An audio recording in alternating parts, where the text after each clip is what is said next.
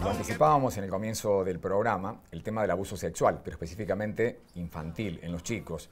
Una problemática que preocupa y ocupa al mundo entero y también, por supuesto, a la Argentina y a nuestro querido Río Cuarto. Por eso, justamente, la invitada que tenemos hoy aquí en Punta La M. Luciana Girardi, bienvenida, gracias por estar acá. ¿Qué tal? Buenos días, gracias ¿Cómo por está? la Buen día. invitación. Muy bien. Bueno, siempre es difícil encarar esta temática, siempre, por donde se la encare es duro, es difícil, pero está bueno esto de diseñar capacitaciones interdisciplinarias que no sean solamente para profesionales como psicopedagogos o psicólogos, sino que sea algo interdisciplinario para que todos estemos preparados para identificar, ¿no?, cómo ayudar. Fundamentalmente eso, ¿no? Esa palabra que dijiste, identificar. Porque el abuso sexual, y sobre todo infantil, que es donde no está creciendo porque es algo que siempre estuvo, claro, ¿sí? que es prehistórico, podríamos decirlo así, que lamentablemente los niños fundamentalmente son el objeto de maltratos, y a grandes rasgos un maltrato ya importante como es el abuso sexual, y también por la capacidad que se tiene para identificar, a veces es escasa, es de ignorancia o de falta de conocimientos, es decir, lo asociamos muchas veces con cuestiones que tienen que ver solamente con lo social, con lo económico, con las clases bajas, y en realidad es un fenómeno que lamentablemente a nivel mundial sucede en todos lados, claro, en todas las clases, ¿sí? Y lamentablemente, fundamentalmente, los lugares o los escenarios más propicios, que no lo debería ser, ¿no?, por su naturaleza, son las familias, es decir, lo interfamiliar, lo conocido, los papás, los padrastros, los amigos, y es un entorno, y por esa misma razón cuesta como pensar en eso, hablar de eso, porque lo situamos en un lugar muy ajeno, ¿sí? Nuestro país, ¿sí?, es característico sobre todo de ese escenario, no, a diferencia de otros lugares donde tenemos violadores seriales o criminalidad que puede ser como fuera del entorno conocido de las personas. En nuestro país son muy poquitos los casos, estadísticamente en todo a lo largo del país, hechos que suceden con personas desconocidas o en la vía pública. Lo llamativo y lo doloroso, de alguna manera, lo preocupante, es que esto ocurre dentro de los ámbitos más conocidos. Y esto de lo interdisciplinario, porque en realidad es un fenómeno que no tiene una sola causa, que no tiene una sola respuesta. Es decir, si bien el daño o donde deberíamos como considerar una reparación de lo traumático, sí nos compete fundamentalmente a los psicólogos, ¿sí?, o a los psiquiatras en algunos casos cuando es necesario su intervención por cuestiones de medicamentos y farmacología, pero esto es una cuestión que tiene muchas aristas, es decir, los psicopedagogos lo pueden detectar en algunas conductas que en el aprendizaje o en el espacio escolar empiezan a verse. El trabajador social, ¿sí?, cuando también de alguna manera interviene desde su área, puede o debería tener los elementos suficientes para identificar alguna conducta o alguna situación que se está viviendo en alguna familia. Bueno, por supuesto la justicia, porque esto es un delito. Claro. O sea, más allá de que es una demanda psicológica, yo siempre digo, es tan atravesado de todo el tiempo, uno es psicólogo y parece que al mismo tiempo es abogado, y al revés, debería serlo, ¿no?, con esta mirada pluridisciplinaria, porque es un delito. En nuestro país, a nivel mundial, es un delito penal. Es muy importante lo que estás diciendo, y pensaba cómo hacer para detectar justamente casos de abuso sexual infantil en ámbitos como los que estás mencionando, ámbitos familiares, ámbitos de allegados, de cercanos. Qué difícil detectarlos. Es muy difícil, digamos, el abordaje y la detección de este tipo de situaciones que sobre todo lo llevan los niños, las niñas y los adolescentes. Es muy complejo porque la vulnerabilidad que presentan los pequeños, ¿sí?, no permite a veces poder expresar. Es decir, yo siempre les planteo como ejemplo tanto a mis alumnos de la universidad como en mi trabajo en la clínica, es decir, un niño como nosotros todos, que fuimos en algún momento niños, no podemos identificar, ¿sí?, por nuestra vulnerabilidad evolutiva, cuándo es un contacto, una caricia o un acercamiento saludable y no saludable. Claro, claro. Es decir, los niños de los que tenemos hijos, es decir, damos afecto, damos abrazos, Claro. y cuando comienzan a identificar que lo que ocurre en casa o cercanías de casa no es lo que ocurre en todos los ámbitos de la familia, cuando ingresan a la escuela. fundamentalmente, cuando tienen un espacio en donde empiezan a tener vínculo social con otros niños, ¿sí? O cuando empiezan a querer ellos demostrar algunas conductas afectivas y cuando hay un docente puede detectar o puede decir, ahora, esto déjame no es. preguntarte específicamente sobre el tema del colegio, porque mira, charlando días pasados con un grupo de docentes, Sí. se mostraron muy preocupadas justamente por este tema. Sí. Y me decían, dice, Daniel, hoy por hoy nosotros no podemos tocar a los alumnos. Dice, entonces, por ejemplo, ¿te pasa que un nene de primer grado se golpea o llora por algún motivo? Dice, bueno, podés, dice, tratar de contenerlo y decirle, bueno, ya va a pasar, Marianito, qué sé yo. Dice, porque corres riesgo que por ahí, si un padre te lo que sea, entrar en un tema álgido. Ahora digo, eso sería ya llegar a un extremo por ahí. Parece poco sensato una cuestión así. No, seguro. Digamos, parece que hay límites. en el ámbito educativo, incluso el Ministerio de Educación de la provincia de Córdoba, de nuestra provincia, Sí. hay un protocolo, ¿sí? Donde lo que sí, lo que no, ¿sí? Y hasta incluso dentro de las escuelas, no en todas, pero en muchas de ellas también hay un protocolo de actuación. Es decir, si un niño se golpea, suponete el ejemplo que vos estás Por dando, ejemplo. ¿sí? De decir, a que a lo mejor antes, no sé, se golpeaba la rodilla, le subíamos el pantalón, le bajábamos el pantalón Claro. para ver dónde se golpeó. Digamos, hay protocolos de decir no estar solo, que haya otro docente, Claro. que digamos, hay cuestiones, no es que no se va a tocar.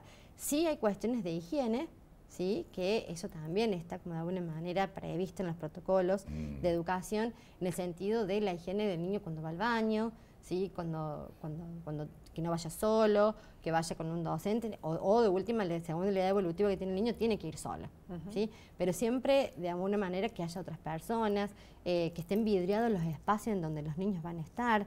Es decir, vuelvo a decir, no está en todas las escuelas. Eso también es yo siempre digo, yo trabajo en un gabinete psicológico de una escuela local y siempre les digo, el rol de ustedes hoy en día con los niños, o sea, es muy difícil. Porque si bien es muy positivo todo el avance en el paradigma de la niñez, o sea, es decir, un niño sujeto de derecho, si bien lo decimos muy livianamente, no todos comprenden lo que es, Claro. ¿no? Y en el sentido común se creen que el derecho es porque, bueno, tienen que ir a la escuela e ir al médico. Es mucho más que eso, y creo que nos falta mucho avance como sociedad de entender qué significa eso. Porque también a veces por no hacer algo, porque tenemos que cuidar ese derecho, estamos vulnerando otros. Es muy complejo. Y los docentes tienen su objetivo pedagógico, o sea, enseñar, o sea, aprender, la currícula, pero se encuentran hoy en día que los niños atraviesan otras situaciones Claro. y son esto de sujeto de derecho que hay que protegerlo. Entonces, bueno, es como de alguna manera se está trabajando. Creo que en eso, en lo educativo o en la educación, al menos en nuestra provincia ha habido muchos más avances que en otras áreas, ¿sí?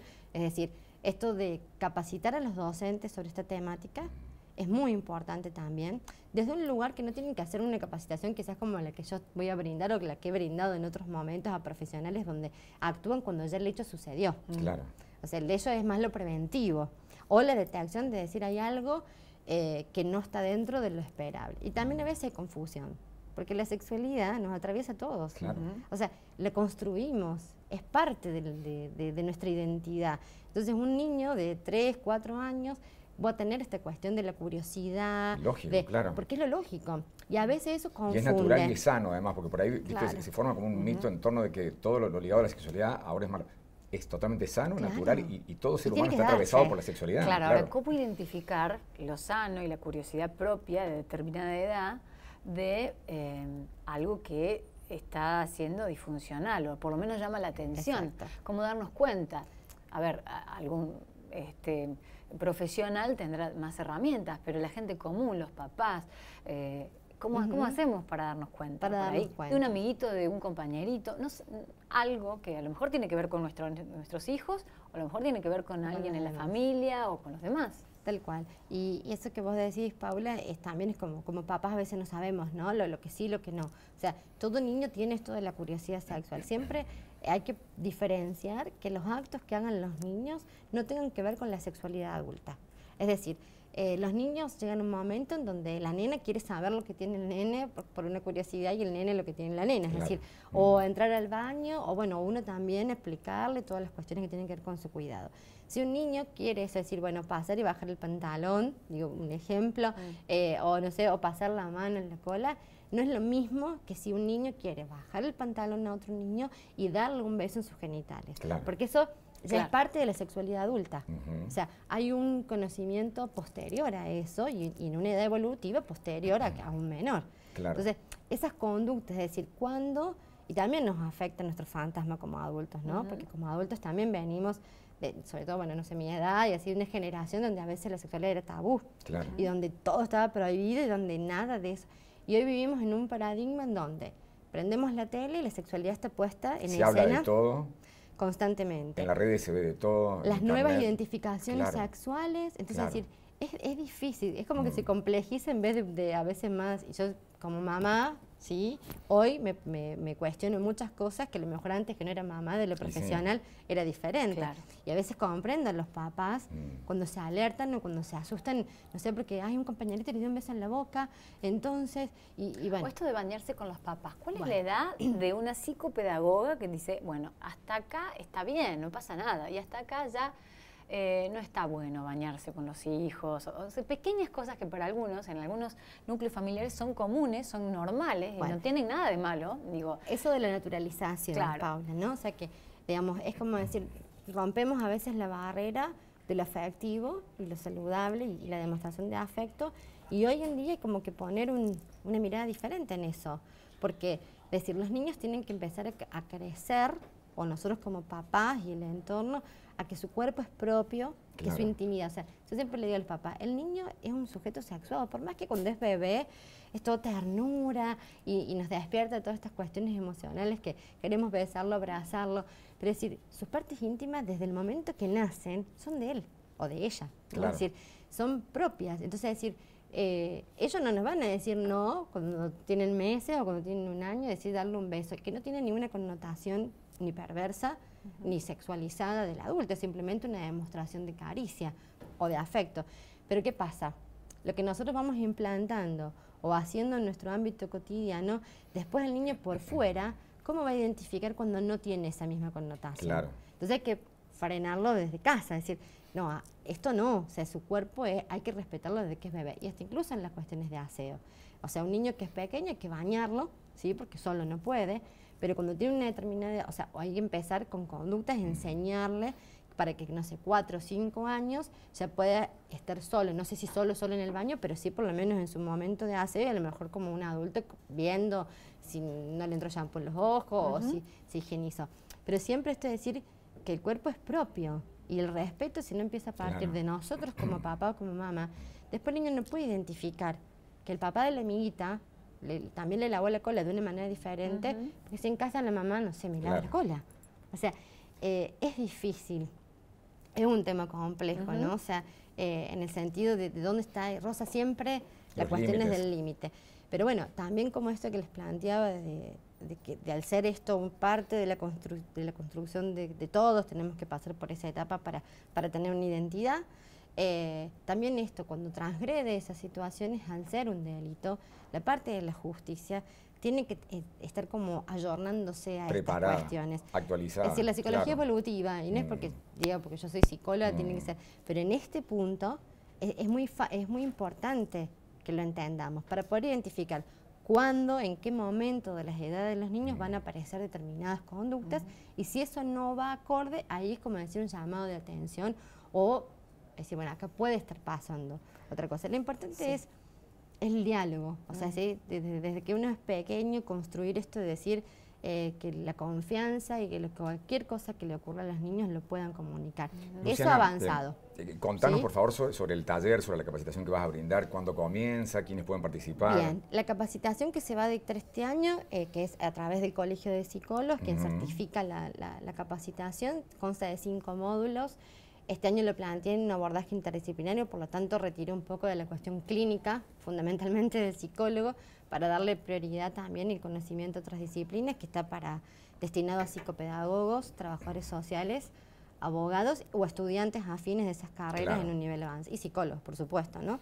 Pero esto de lo interdisciplinario porque necesitamos un crecimiento en esto desde el conocimiento y decir, esto nos afecta a todos y todos somos parte.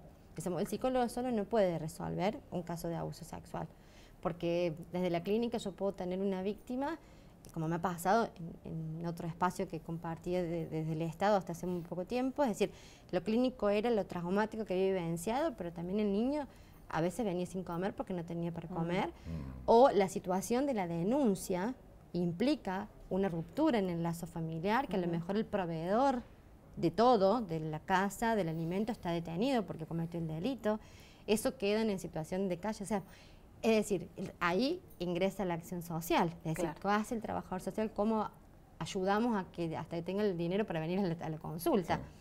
El abogado, ¿sí? Fundamentalmente, tiene que tener esta mirada abierta, es decir, romper esos mitos que los niños mienten o que los adultos introducimos mensajes. Ocurre, no es que no ocurre, pero en muy mínimos casos. Es decir, los niños son muy espontáneos, pueden sostener algo implantado muy poco tiempo. Y no mienten de cosas que son desconocidas. Ellos pueden mentir y decir, soy Superman, o mi hija, le preguntas cómo se llama y te dice Vampirina hoy. Mentimos los grandes. Porque está fascinada con Vampirina, pero porque lo conoce, es un personaje, existe. Claro. Ahora, si un niño miente, o sea, dice algo que no está dentro de lo conocido, no existe la mentira, no hay la posibilidad. Y bueno, esto, es decir, la mirada de la justicia es importantísima porque a veces se revictimiza mucho a las víctimas, sobre todo en el género femenino, cuando son adolescentes fundamentalmente. Estamos atravesados de prejuicios todavía, estamos atravesados de que un niño puede seducir. O sea, decir, escuchar a veces en los ámbitos de la justicia no lo habrá provocado, es decir, 5 años, 6 años. O sea, ¿cuándo comienza la capacitación? El 9 de marzo. 9 de marzo. Van a ser por 5 meses, los segundos sábados. Bien. ¿Sí? De cada mes. ¿Y los interesados dirigirse al colegio? Pueden dirigirse al colegio, pueden enviar un mail a mi casilla de correo personal, que si ustedes después quieren se los puedo dejar. Sí, les dejo un afiche para que tengan los datos. Estamos viendo en pantalla, WhatsApp. Tenemos el mail, el teléfono. Perfecto, está todo el dato ahí en el grafo. Así es. Luciana, muchísimas gracias por haber venido. No, por favor, gracias a ustedes por la invitación y bueno, como siempre, ya sea la productora de ustedes, que siempre me llaman, me parece muy interesante que los medios de comunicación cada vez estemos más abiertos a hablar de esto, ¿no? Y concientizar, porque hoy no nos pasa a nosotros, pero le puede pasar a alguna persona, o nosotros podemos ayudar desde cualquier lugar a eso que, se trata. No sé si es utópico pensar que no exista nunca más, pero que por lo menos cada vez sea menos se detecte. Exacto. A temprana. Gracias por visitarnos. Gracias. Avanzamos en la mañana.